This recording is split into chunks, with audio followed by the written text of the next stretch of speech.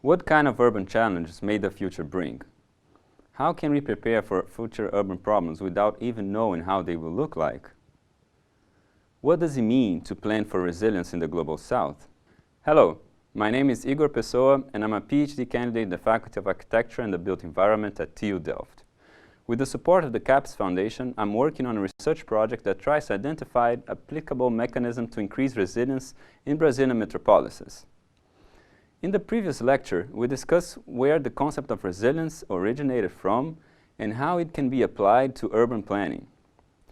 With that in mind, I would like to discuss some of the challenges, questions, and possible solutions related to resilience in the Global South that I have encountered during my research.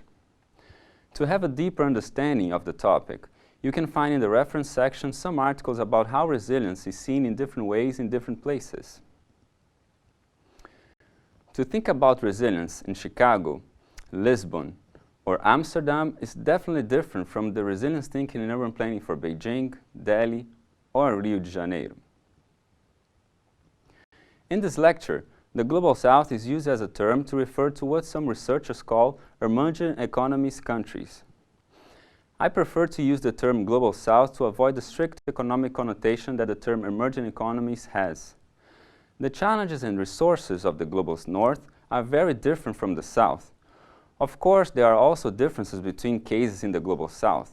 However, we can highlight some relatively common challenges and lessons. Even though the majority of academic attention to resilience tends to focus on environmental aspects and shocks, resilience in the Global South has also other dimensions and challenges. Resilience in Southern contexts can be influenced, for example, by aspects like the weakness of formal institutions. This video shows Porto Príncipe, the capital of Haiti. You can notice here that the urban environment has a high level of informality. The main urban activities like housing, transport, or commerce are organized in an informal way by the population. So how can urban planning increase resilience in areas that are so informal? How is it possible to create a resilience strategy in an informal urban settlement?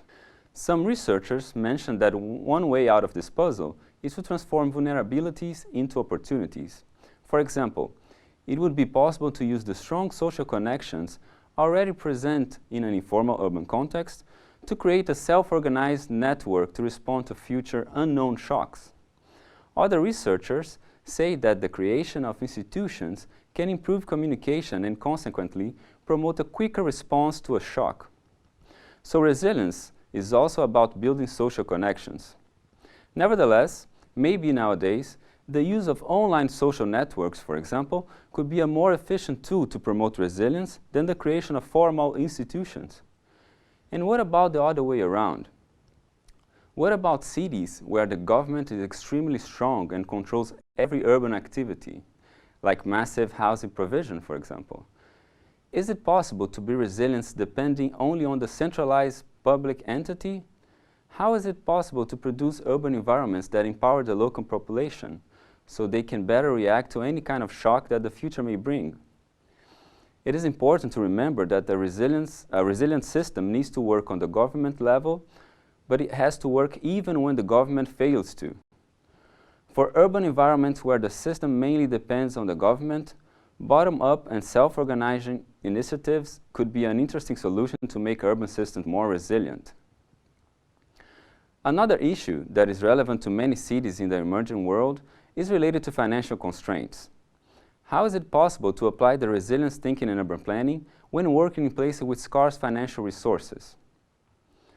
To promote resilience in cities where the public and the private sectors have limited financial resources is more complex.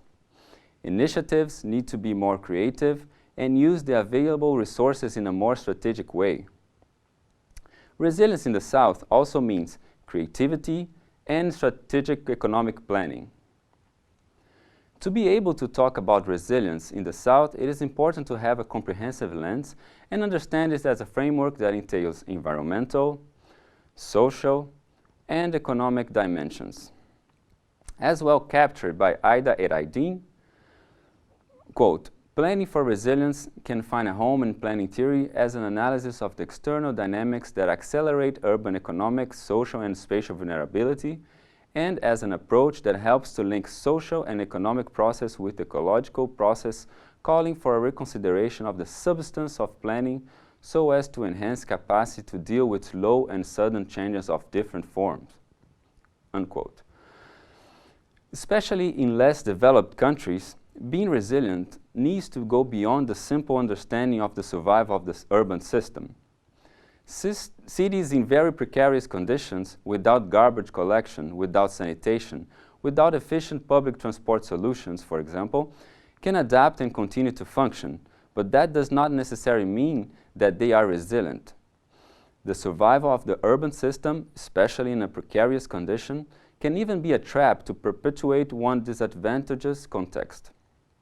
Resilience entails more than adaptation, but also self-organization and transformability. Resilience being understood as a combination of adaptive capacity, self-organization, and transformability in social, economic, and environmental dimensions can provide the aptitude to an urban system to evolve and go beyond the simple perpetuation of a precarious condition. A comprehensive understanding of resilience can be the key for a better urban development in the South. Maybe you could already observe what are the main challenges that your city faces related to resilience. Is it about flood resilience? Is it about earthquake resilience? Or maybe it is not related to any kind of environmental shock.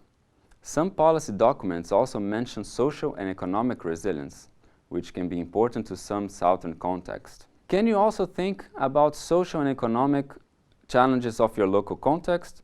Can you think about how urban policies could contribute to improve the resilience capacity of your city against these challenges?